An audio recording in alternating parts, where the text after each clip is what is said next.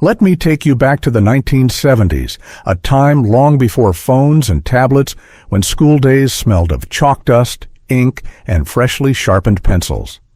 The halls echoed with laughter, whispers, and the scratch of pens on paper. Every lesson, every recess, every tiny routine held its own magic. It was a world of simple joys, secret games, and little adventures, moments that seem so small yet linger forever in memory. I remember the hum of those old mimeograph machines, how the smell of ink would fill the classroom as we eagerly waited for our worksheets to roll out, smudged and imperfect. There was something magical about seeing your work multiplied, a small triumph each time a new page emerged. And oh, the hours we spent practicing our handwriting with fountain pens, dipping them in inkwells, trying not to blot the page. I can still feel the careful concentration, the scratch of nib on paper, and the pride when a letter finally flowed perfectly across the page. In our classrooms, those big maps would unroll from the ceiling with a satisfying pull, revealing the entire world above our heads. We would press our noses to them, tracing countries with our fingers, dreaming of far-off places that seemed impossibly distant then. Erasers were little treasures too, some smelling like juicy fruit, others like dusty chalk. I can still recall the tiny pieces crumbling under my fingers and the secret delight of sniffing them before the teachers scolded us for wasting time. Our teachers would stand beside a globe, pointer stick in hand, spinning it slowly as they explained continents and oceans. I'd lean forward, mesmerized, imagining the world in miniature, wishing I could reach out and touch distant lands with that very stick. Report cards were always a big deal, arriving in manila envelopes that we clutched tightly. I remember the mix of excitement and dread as we opened them at home, each grade a little story, a reflection of our triumphs and tiny failures in those busy school days. We had a habit of pressing flowers in our notebooks, trading them like secret treasures with friends. I remember the thrill of receiving a delicate bloom, its color faded, but its thoughtfulness intact, and the way it smelled faintly of sunshine and spring. Handwritten notes folded into tiny squares were the currency of friendship. Passing them under desks, hiding them in books, watching a friend's eyes light up when they unfolded the little secret inside. That innocent excitement still warms my heart to this day. And those pencil sharpeners built into the walls, what wonders they were. Cranking them with a bit of effort, listening to the whirring as your pencil became sharp again, was a small victory, a rhythm of school life that seems so quaint now. Cursive competitions in handwriting class felt like magic and contest at once. We would sit, pens poised, hearts racing, crafting loops and swirls that teachers would admire, cheering quietly when our letters danced across the page, just right, proud of the elegance we could summon. Lunch trays always had those compartments holding mystery meat that was a surprise in every bite. Sometimes it was delicious, sometimes, well, not so much. But we traded and compared anyway, laughing over the strange tastes and making friends out of the shared experience. Milk came in glass bottles, chilled and clinking as they slid into holders. There was a certain ritual in twisting off the foil cap, taking that first sip, and then tapping the empty bottle lightly on the table before handing it back. Simple joys that felt so important. Comic strips in the Sunday paper were treasure maps for saving coupons. We would clip them eagerly, imagining the rewards we might get. Each cut was careful and deliberate, and sharing a tip or a coupon with a friend felt like a secret club meeting. Handmade bookmarks were given as rewards for reading, delicate little slips of paper decorated with care. I can still picture the pride of receiving one, slipping it between pages, and feeling like my small effort in the world of books had been recognized and celebrated. Attendance was such a tactile ritual with wooden clicker counters. Clicking through the names, hearing that soft tick-tick for each student, it made the day feel orderly yet alive, a gentle rhythm that marked the beginning of our time in that little universe of learning. The recess bell had to be rung by hand, usually by the janitor who would climb the steps and pull the rope with a thud that echoed across the yard. We'd all sprint out at once, the sound like freedom, as if the bell itself unlocked our joy. I loved those overhead projectors, transparent sheets with handwritten lessons glowing on the wall. We would follow along, mesmerized by the letters illuminated above us, trying to copy the notes while the teacher explained. A simple technology that seemed almost magical in its time. Multiplication tables were learned with chants, rhythms that stuck in our heads long after we left the classroom. I can hear the echo of dozens of voices together, repeating the numbers, each chant a tiny celebration of learning, shaping our minds in ways we barely noticed then. Filing classwork in metal cabinets was a ceremonious task. Pulling out the drawers, sliding in papers just so, organizing by subject and date. It felt grown up, like our efforts were being archived, leaving traces of our small triumphs for someone to admire in the future. And of course, teachers correcting papers with bright red pens. The ink was bold, unapologetic, and somehow affectionate. Each circle and comment was a mixture of guidance and care, a gentle shaping of our thoughts. And even when it stung a little, we knew it came from someone who wanted us to grow. Ah, I remember those days so vividly. We used to swap stickers of cartoon characters during breaks, our little treasures fluttering between fingers like tiny pieces of magic. There was always a thrill in trading, hoping for the rare ones, and showing off our growing collections to friends. Science class was another adventure. We'd sit, pencils in hand, drawing elaborate diagrams of plants, circuits, or planets, each sketch a tiny masterpiece. Sometimes our drawings were more colorful than the textbook itself, and we'd trace every detail with pride, feeling like young explorers charting the unknown. Pep rallies were a spectacle. We made hand-painted banners that hung across the gym, bold colors and slogans shouting school spirit. I remember staying up late with friends, paint on our hands, laughter echoing in the empty hall, and that pride when our banner led the cheering crowd. Oh, the joy of collecting those little metal lunchbox toys. They were tiny treasures, sometimes hidden in cardboard compartments, shiny and cold in your hand. Trading them with friends felt like exchanging pieces of a secret world, and each new find was a source of endless fascination. Every morning began with the Pledge of Allegiance. Standing there, hands over our hearts, voices joining together, it felt serious, important, almost ceremonial. Even as kids, we understood it was a small ritual connecting us to something bigger than ourselves, a thread of belonging in those early school years. Typing class was something else entirely. Practicing shorthand felt like learning a secret code, letters and symbols dancing across our pages as we tried to keep up with the rhythm. My fingers were clumsy at first, but soon the letters flowed, and there was a quiet pride in mastering a skill so grown up.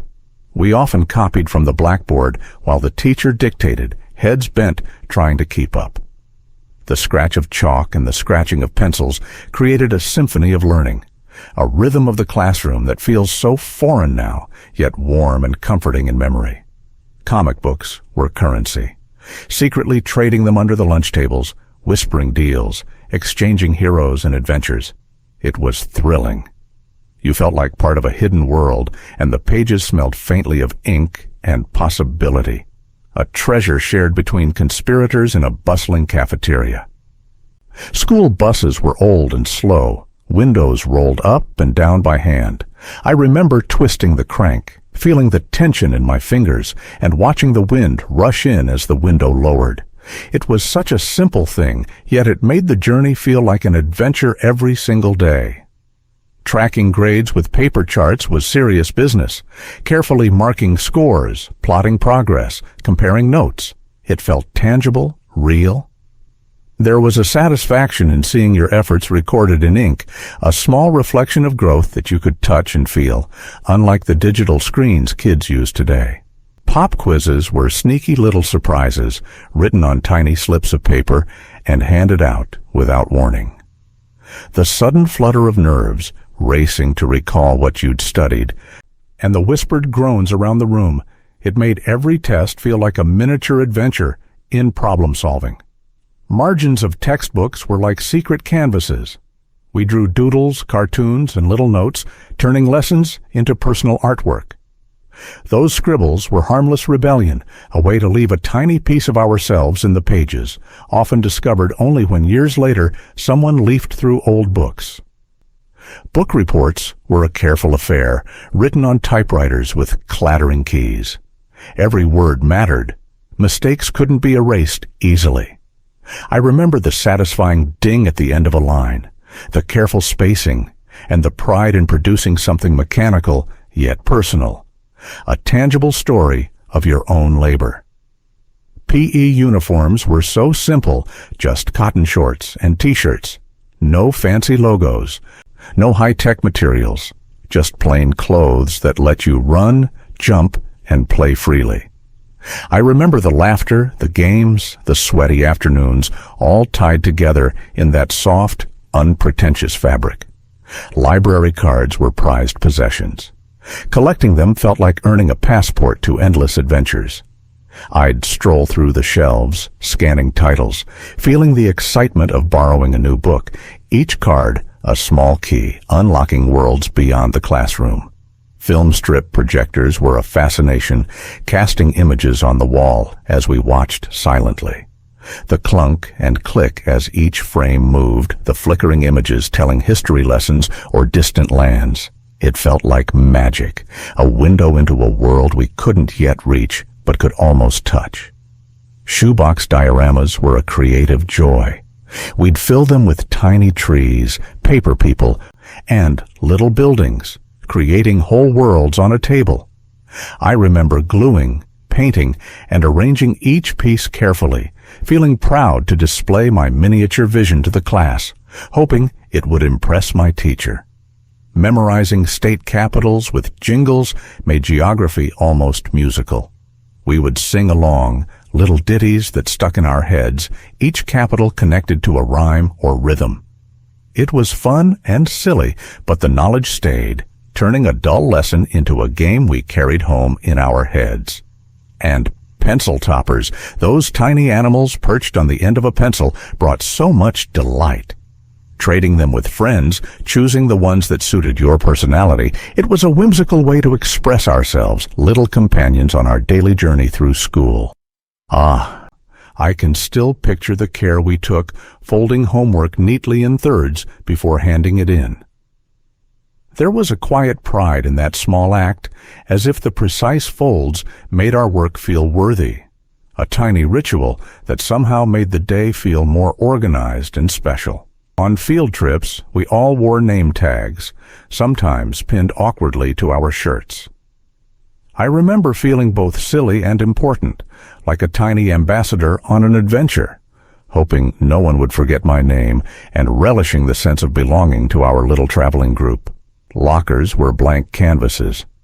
We decorated them with magazine cutouts, pictures of movie stars, bands, or funny cartoons. Peeling, sticking, and arranging them carefully, we created private worlds behind steel doors, little glimpses of our personalities that friends could admire between classes. During study hall, friendship bracelets appeared on our wrists like magic. We braided colorful threads, whispered stories with each knot, and exchanged them with giggles. They weren't just decorations.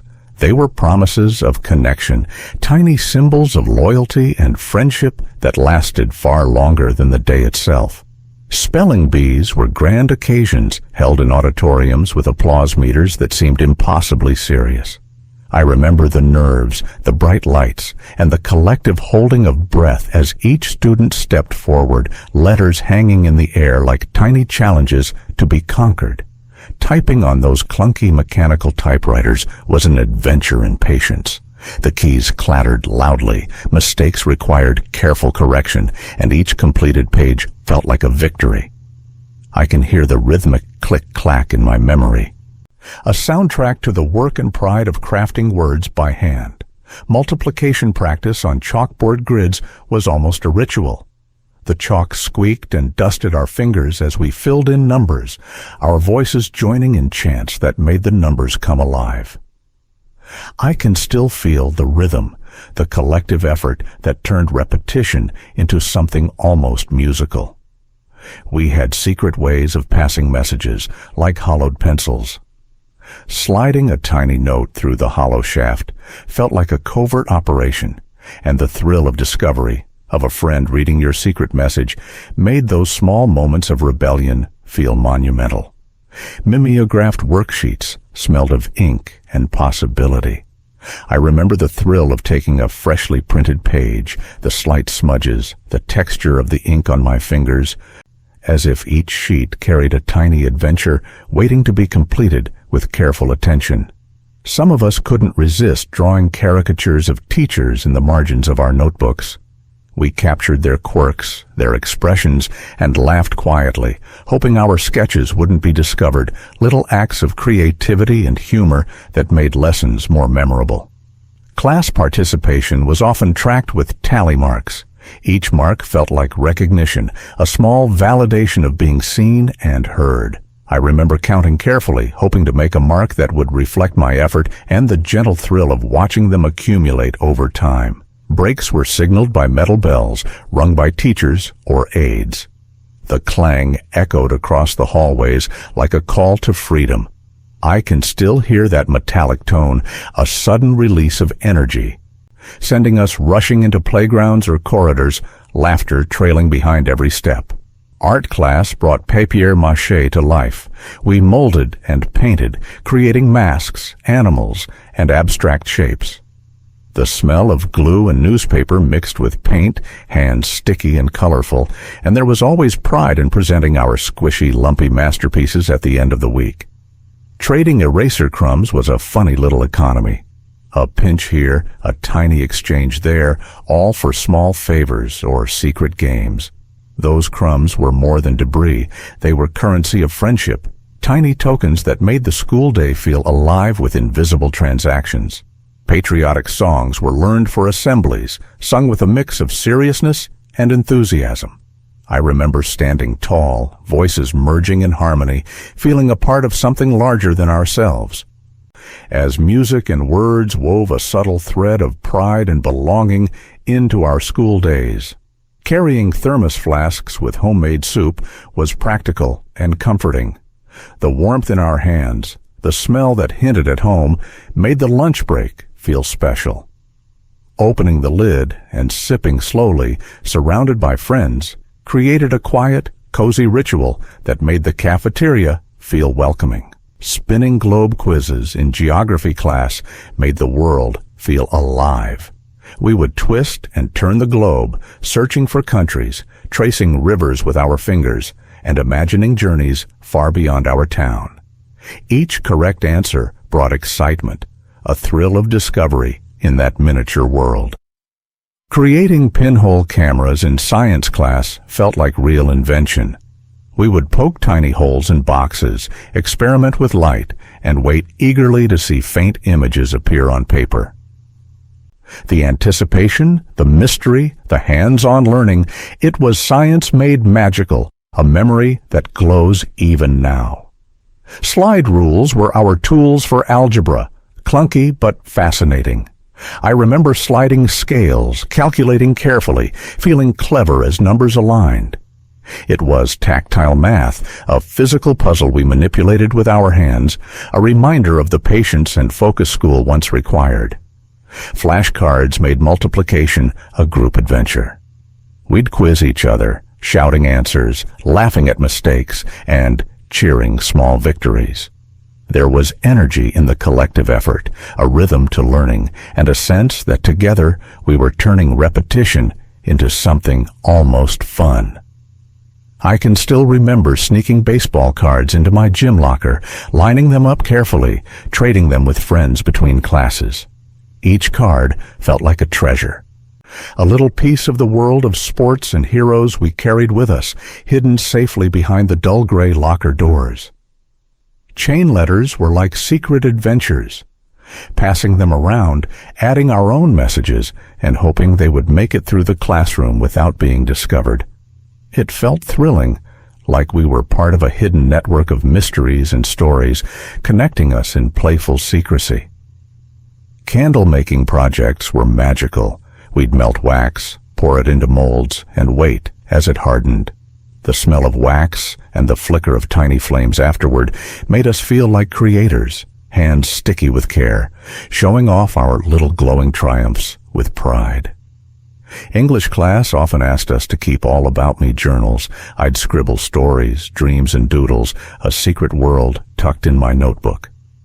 Looking back now, it was more than writing. It was a way to discover myself in quiet moments, a private place of reflection. Silent reading games with timers were surprisingly thrilling. We'd sit with books, the ticking clock adding suspense, trying to read as much as we could before the buzzer. It was quiet, intense, and oddly fun, a race against time with only the words to cheer us on. Sometimes teachers gave oral book reports to the class. I'd listen, captivated, as classmates animatedly retold adventures from their books. Their voices brought characters to life, and I remember imagining myself in their stories, feeling both envious and inspired by their courage and creativity. Memorizing chemical elements in science class was a challenge, but we made it fun. Singing them, chanting them, turning them into rhymes, it transformed a list of symbols into a song we carried in our heads, a secret rhythm that made learning something to enjoy. Crafting dioramas of historical scenes was hands-on magic. We built tiny buildings, painted little soldiers, and recreated battles or famous events.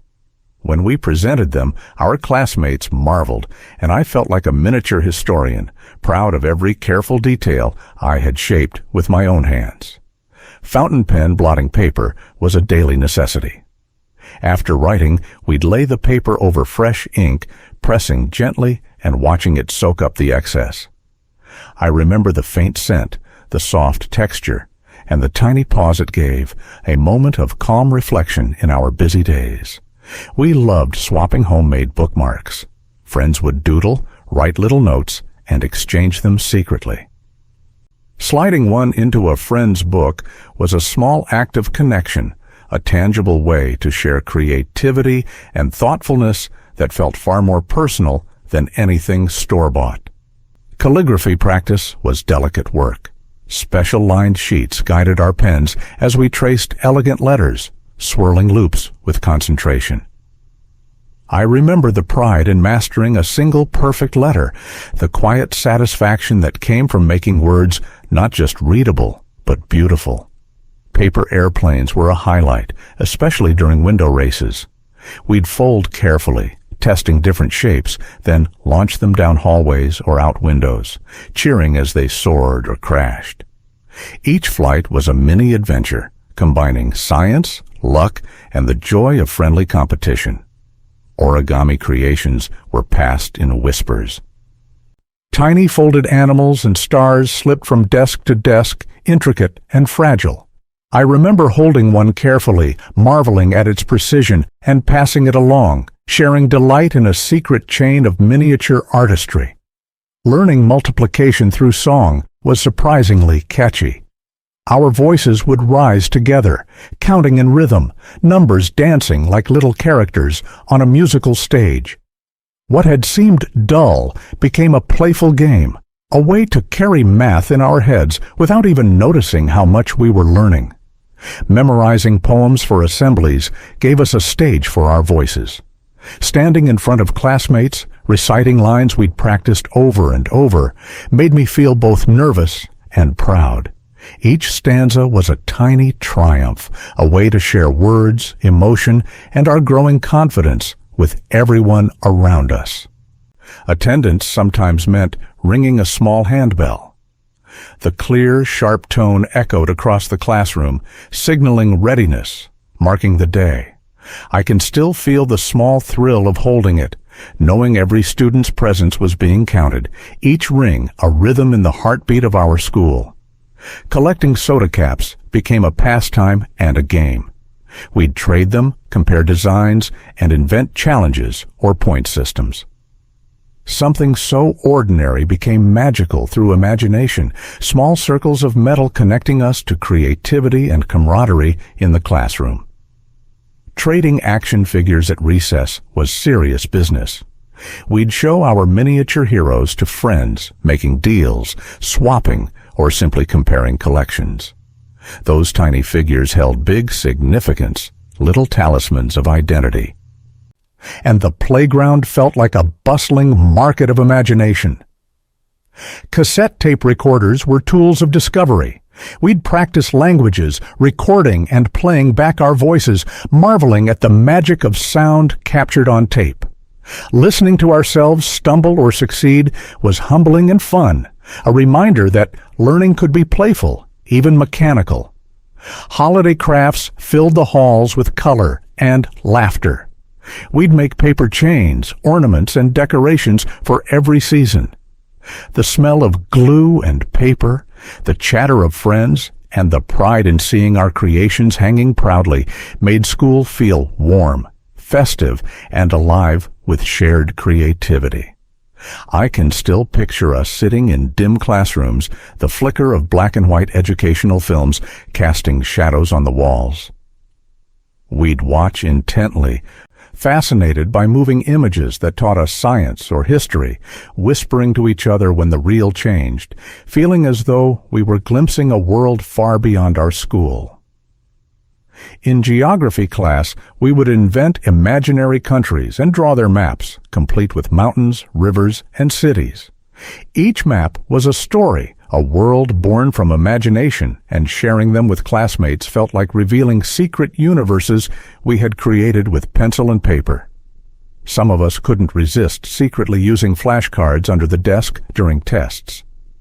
Hushed glances and quick thumbs flipping cards became a game of stealth, a tiny rebellion against the challenge of memorization, and a reminder of the clever ways kids try to outsmart even the strictest teachers. Clay models in art class were a hands-on delight. We shaped animals, smoothing every curve, painting details, and proudly displaying them.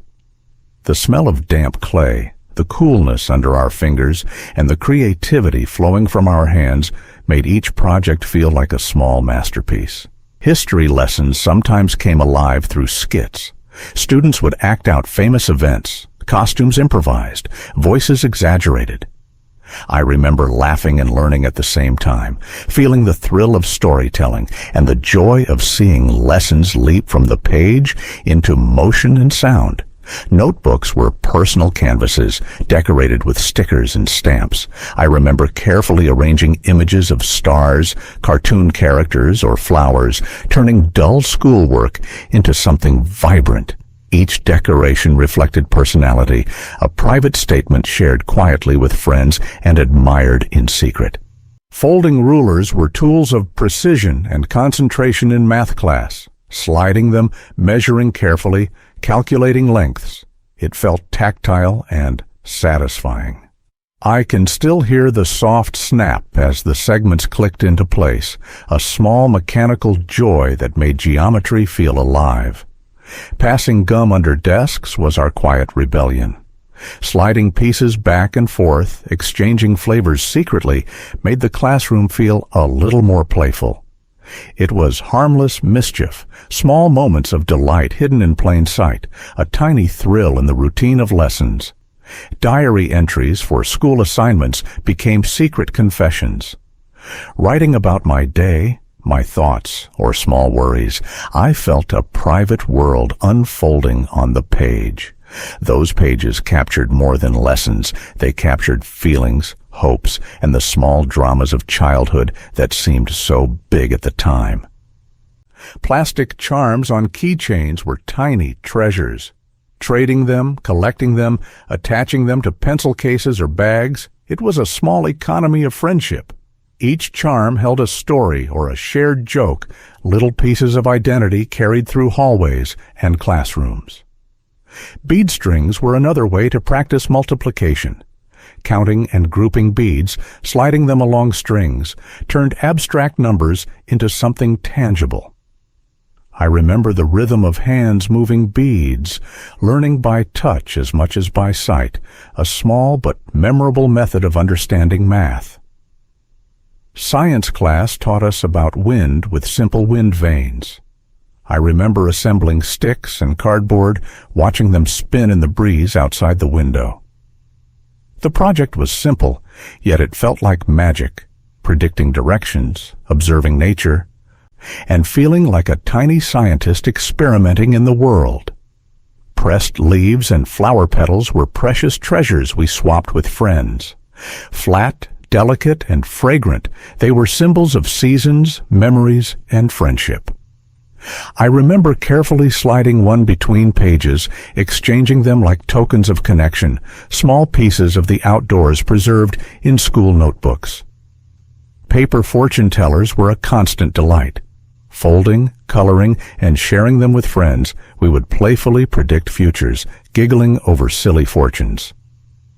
They were more than games. They were secret rituals of imagination, tiny moments that made long afternoons fly by with laughter.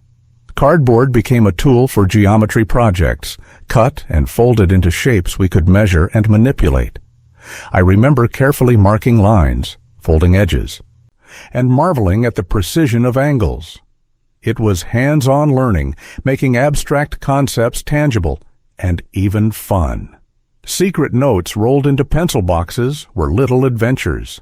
Sliding a message through a narrow tube, hoping it would reach a friend unnoticed, brought thrills of secrecy and delight. Those tiny exchanges felt like a hidden language, binding classmates together in quiet mischief. Pins from school events or trips became tiny badges of memory. We collected them, traded them, and displayed them with pride. Each pin told a story, a reminder of a trip, a fair, or a school celebration, carrying memories small enough to hold in a hand but big enough to treasure. Telephone games, whispered around in circles, brought laughter and surprise. Messages changed shape as they passed from mouth to ear, often ending in hilarious distortions. It was a simple joy, a game of trust and imagination, proving that stories can evolve in the most unexpected ways. Show and Tell gave us a stage for public speaking. Holding a small item, explaining it to classmates, I felt nerves and excitement mingling. It was a gentle way to build confidence, and the applause, small smiles, and curious questions made each presentation feel meaningful and memorable. Hand-cranked pencil sharpeners often jammed, and we'd wrestle with them patiently or in frustration. I remember the smell of freshly shaved wood, the tiny curls of pencil lead on the floor, and the satisfaction when the pencil finally emerged sharp, ready for work.